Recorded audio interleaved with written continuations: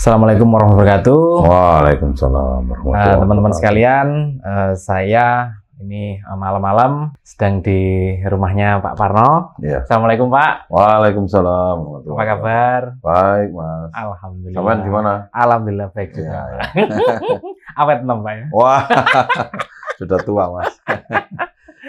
Ya teman-teman, ini kita ngobrol santai. Ya. Banyak tanya-tanya ke Pak Parno karena Pak Parno ini juga pelatih saya terus sesepuh di S1AT juga. Jadi kita mengeksplor banyak ilmu malam ini ke Pak Parno. Langsung aja Pak, ini seperti yang sudah kita ketahui bersama, akhir-akhir ini kan sepertinya banyak sekali kejadian ataupun fenomena yang kesannya itu memang seperti gesekan. Ya. Bisa antar organisasi, bisa antar komunitas, bisa juga antar masyarakat dan lain sebagainya. Nah, pola-pola seperti ini tuh memang sering terjadi dahulu kala ketika memang ya dalam tanda petik tahun-tahun yang memang mendekati tahun pemilu. Ya. Nah, sebenarnya kalau menurut Pak Parno apa ya Pak yang sebenarnya terjadi Pak dengan fenomena-fenomena seperti itu? Iya, terima kasih Mas. Jadi kalau melihat fenomena yang ada pada saat ini, terjadi gesekan, terjadi apapun yang intinya itu ada konflik, kecenderungan konflik, baik itu komunitas, organisasi maupun apapun. Bahkan kecenderungan itu ada dua hal, Mas. Itu disengaja dan tidak disengaja. Tapi kalau sudah mendekati seperti ini, jelang pemilu, apalagi tahun sekarang itu 2003 itu tahun politik ya, itu arah daripada semua komponen masyarakat itu sudah terbentuk satu mindset bahwasanya sudah terkotak pada beberapa pilihan, baik itu kalaupun toh itu bisa sudah menimbang-nimbang calon, baik dari presiden, caleg, bupati dan lain sebagainya. Jadi itu fenomena ini itu terbawa oleh istilahnya musim yang mendekati biasanya musim tahun-tahun politik seperti sekarang ini, sehingga masyarakat sudah istilahnya sudah terbawa pada efek yang ditimbulkan daripada gelaran atau kegiatan yang besar, yaitu kegiatan negara berupa pemilu. Ya. Artinya tadi Pak Parno bilang ya ada dua hal pemicunya, itu bisa diciptakan dalam tanda petik memang di set up untuk memang tidak kondusif. Ya. Satu lagi mungkin memang tidak disengaja dan artinya memang itu semesta memang mendukung untuk adanya gesekan seperti itu. Nah, untuk bijak dalam melihat yang pertama ini Pak, kalau memang itu kesannya itu memang sengaja diciptakan, itu biasanya cirinya gimana Pak ya? Ya, kalau sengaja diciptakan itu biasanya terstruktur dan sistematis. Contoh, pengerahan massa di satu titik. Itu apapun yang istilahnya ini pasti ada upaya untuk bagaimana dukung dan mendukung. Artinya kegiatan aktivitas apapun bisa di-push atau didorong untuk arahnya ke sana. Itu yang sistematis. Seperti yang tidak ada acara diadakan.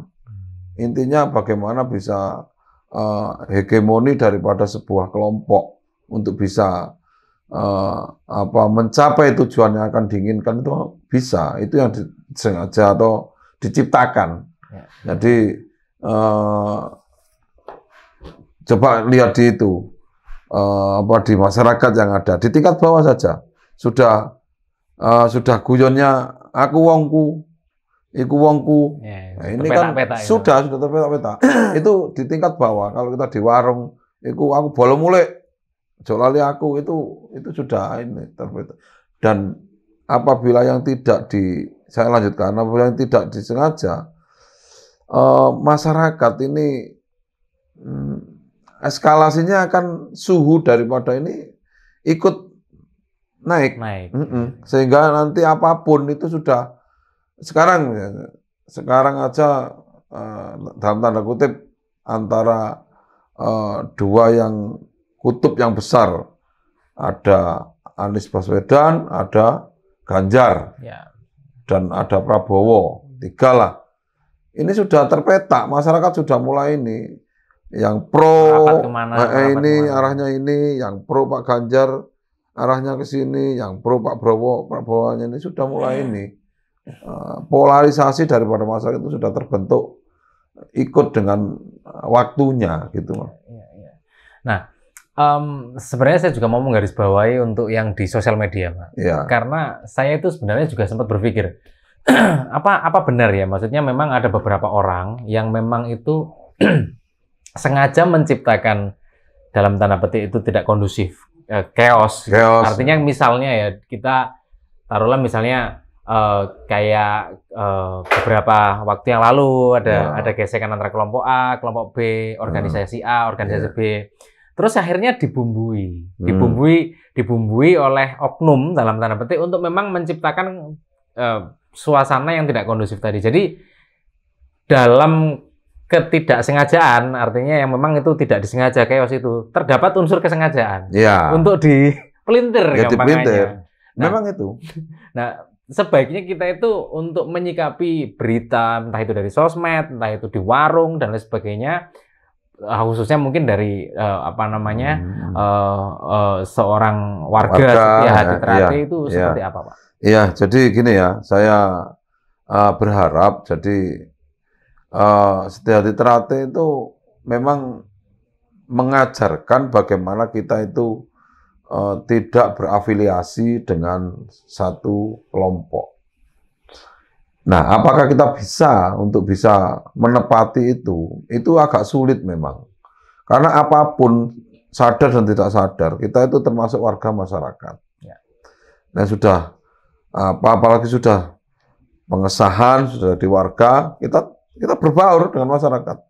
Dan itu tanpa terasa nanti terbentuk ini, kelompok-kelompok yang sifatnya pro ini itu ada di situ. Lah, bagaimana menjaga sikap untuk kita bisa itu? Memang agak sulit apalagi di zaman sekarang. Lah, pesan saya hendaknya kiranya saudara sekalian itu bisa menahan diri dan belajar bagaimana berbeda. Itu berat memang. Orang mau belajar bagaimana berbeda dan kita menerima tentang perbedaan. Kalau sama muda, Pak ya? Iya. Yang susah ini kalau yang beda. Iya, yang muda itu yang susah itu yang kalau beda. Yang tua sih gampang. Sudah habislah masa itunya. Tapi yang susah itu yang muda. Muda apalagi masih turun gunung istilahnya. Ini yang masih jajal-jajal, ini yang susah. Dan apalagi sudah sekarang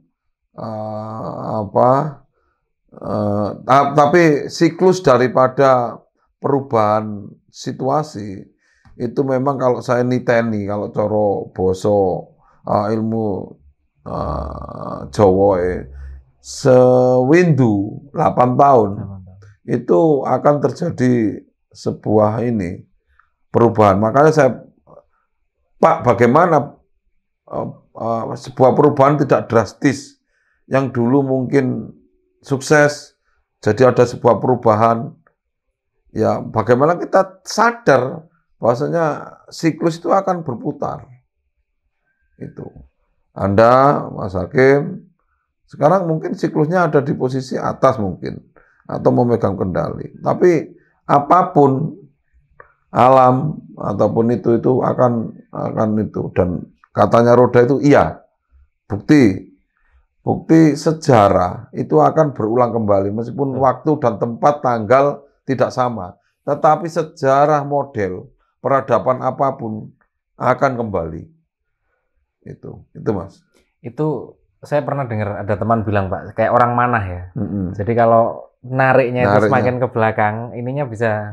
Ya lesatan anak panahnya cepat. Artinya kalau kita itu ingat hari kemarin, biasanya itu nanti akan paling tidak itu nggak keblok banget lah untuk hari esok. Jadi artinya itu jangan dilupakan. Itu maksud saya. Sejarah kemarin, entah tahun lalu atau mungkin dulu zaman bapak ibu kita, nenek moyang kita, mungkin seperti itu Pak ya maksudnya. Dan peran orang tua memang penting sekali, apalagi yang sudah berkeluarga.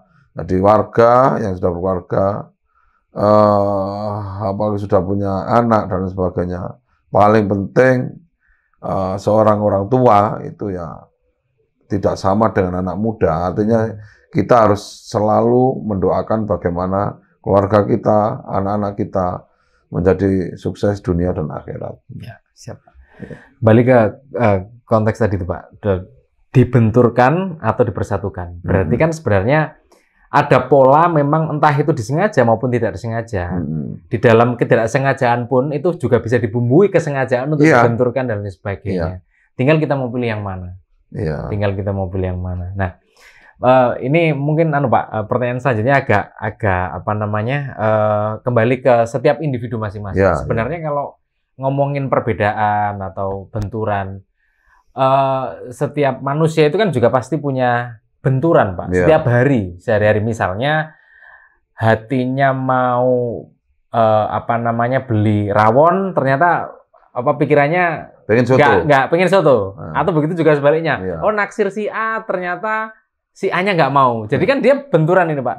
Ini pengen ini, yang satu pengen. Jadi artinya di setiap apa individu kita itu juga setiap hari sebenarnya juga ada benturan seperti itu. Nah, kira-kira untuk cara efektif untuk mengontrol Pak, artinya kayak istilah di ada yin ada yang Pak ya, ada yang apa namanya ada yang ingin ke kiri, ada yang ingin ke setiap manusia itu kan pasti punya apa kecenderungan seperti itu. Untuk bisa mengontrol apa namanya emosi atau keinginan setiap manusia pribadi masing-masing itu seperti apa Pak yang efektif? Ada itu di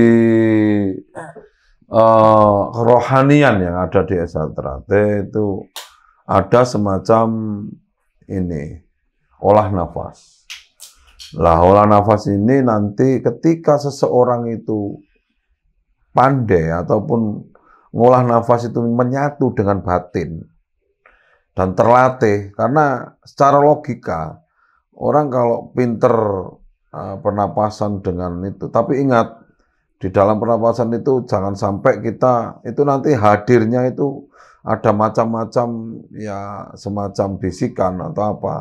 Lah di situ apabila kalian belajar olah nafas itu harus disertai